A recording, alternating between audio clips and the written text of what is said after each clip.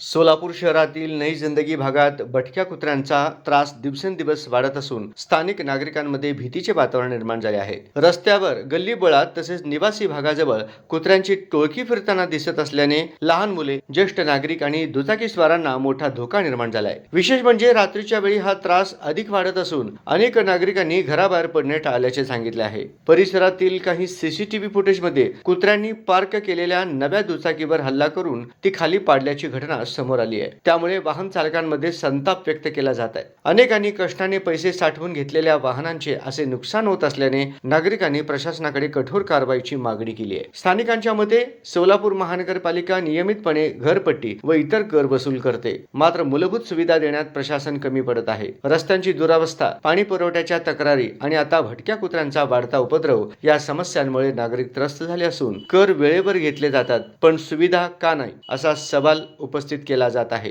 काही दिवसांपूर्वी प्रहार संघटना यांच्या वतीने प्रशासनाला इशारा देण्यात आला होता। संघटनेचे पदाधिकारी अजित कुलकर्णी यांनी भटक्या कुत्र्यांचा तातडीने बंदोबस्त न केल्यास आंदोलन छेडण्याचा इशारा दिला होता। त्यांनी प्रशासनाने दुर्लक्ष केल्यास महापालिका अधिकाऱ्यांच्या निवासस्थानी कुत्रे सोडण्याचा इशाराही दिला असल्याचे सांगितले जाते। दरम्यान नागरिकांचे म्हणणे आहे की अनेक वेळा तक्रारी देऊनही ठोस कारवाई होत नसल्याने समस्या अधिकच वाढत चाललेली आहे। काही रहिवाशांनी स्वतःच्या सुरक्षिततेसाठी काठ्या किंवा दगड बाळगण्यास सुरुवात केली आहे, जे परिस्थितीची गंभीरता दर्शवते। पालकांनी लहान मुलांना एकटे बाहेर न पाठवण्याचा निर्णय घेतला असून शाळकरी मुलांनाही भीती वाटत असल्याचे सांगितले जाते। आरोग्याच्या दृष्टीनेही ही समस्या चिंताजनक मानली जात आहे। भटक्या कुत्र्यांच्या चावण्याच्या घटनांमुळे रेबीज सारख्या आजाराचा धोका संभवतो। त्यामुळे वैद्यकीय तज्ञांनी प्रशासनाने तातडीने लसीकरण व निर्बीजीकरण मोहीम राबवण्याची गरज व्यक्त केली आहे। सध्या नागरिकांचे लक्ष महापालिकेच्या पुढील कारवाईकडे लागले आहे। परिसरातील रहिवाशांनी लवकरात लवकर कुत्र्यांच्या बंदोबस्तासाठी ठोस उपाययोजना करण्याची मागणी करत प्रशासनाने दुर्लक्ष केल्यास तीव्र आंदोलन छेडण्याचा इशाराही दिला आहे। पाहत रहा लोकप्रहार न्यूज सोलापूर।